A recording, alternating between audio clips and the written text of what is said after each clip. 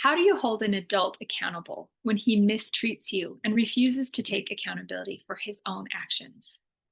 When a child misbehaves, we set a boundary or give a consequence. But when it's your husband, this almost feels impossible. I recently had someone ask me what accountability looks like in a marriage versus a child. And today I'm going to share with you three ways that you can step back into your authority and hand him back his emotional mess. Hi, my name's Krista, and welcome to Moms Simply Thriving, a channel focused on helping busy moms thrive daily with greater ease and less effort. First off, let's clear up what holding someone else accountable actually means. When we hold someone accountable, it doesn't mean we're trying to control their behavior. What it means is we're refusing to accept the accountability that they're spewing out to us. They're trying to blame us, trying to get us to take the bait, trying to force us into a victim state where we hold that accountability for them. And when we refuse, that accountability falls squarely in their own laps. And all we have to worry about is standing in our own power. So, how do we do this? And how do we do this in a marriage relationship, especially when your spouse may be mistreating you or misbehaving or even abusing you? Well, first, refuse the script.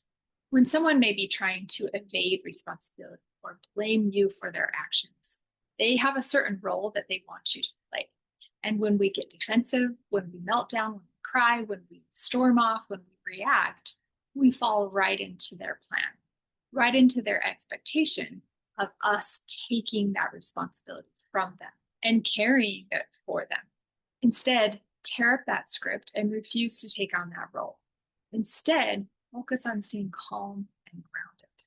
That's going to help you more than anything else. And if it's really difficult to do that, simply remove yourself from the situation. Walk away. Go take 5 minutes for yourself where you can nurture your own heart. So that's step number one. Step number two, let's do an identity check. Let's reclaim your self-definition. So when you get into a situation where you might feel belittled or you might feel weak or insecure, take a moment for some honest self-reflection. What are you believing about yourself in that moment? How are you looking at yourself? How do you view yourself? Chances are you might have doubts about who you are and how good you are as a spouse, as a person. This is your opportunity to take control and ask yourself, is that true about me?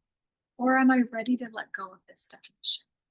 It takes a lot of courage to face those really real fears and replace them with the truth of who you are.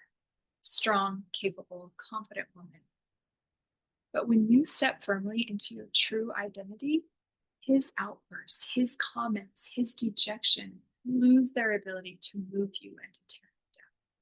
So even though this may be difficult, it has a huge payoff because it can help you stand tall when he's trying to make you shrink and feel small. Okay, step number three, detach from his choices. Here's where we really work on letting go of the outcome of his response to you. This takes a lot of courage as well. It takes us getting clear and getting present and becoming okay with whatever he decides to do or not do.